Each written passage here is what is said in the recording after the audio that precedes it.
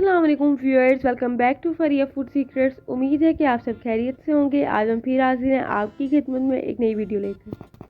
अगर आपने अभी तक हमारे चैनल को सब्सक्राइब नहीं किया तो जल्दी से चैनल को सब्सक्राइब कर दें और हाँ, बेल आइकन के बटन को प्रेस करना मत भूलिएगा ताकि हमारी नई आने वाली वीडियो को सबसे पहले आप देख सकें।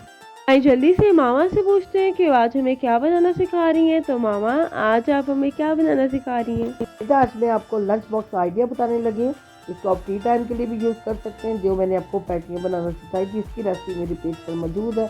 इसको मैंने पैटी बनाकर फ्रीज कर दी हुई थी। आज मैं इसको फ्रीज़र से निकाल लूँगी। ये देखिए, सर मैंने फ्रीज की हुई थी। अब मैं फ्रीज़र से निकाल के फ्राई कर लूँगी।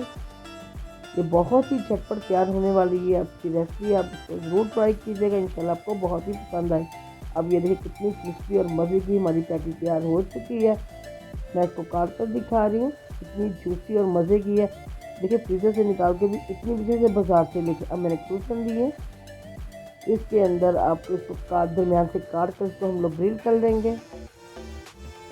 अगर आपको मेरी रेसिपी पसंद आ रही है, इसको लाइक करें, सब्सक्राइब करें, शेयर करें। अब मैं इसके अंदर सलाद पता लगा रही हूँ।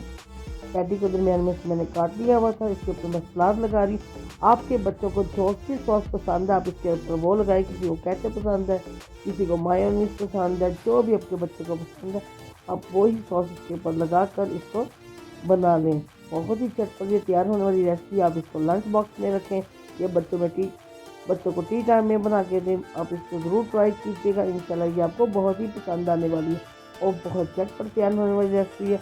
अगर आपको मेरी रेसिपी पसंद आ रही है, इसको लाइक करें, सब्सक्राइब करें, शेयर करें ताकि और लोग भी मेरे पेज का हिस्सा बन सकें। नए सीखने वाली बच्चों के लिए बहुत ही ईजी और आसान रेसिपी है। अपनी सेहत का ख्याल रखें, मुझे दुआ में याद रखें। अल्लाह हाफिज़।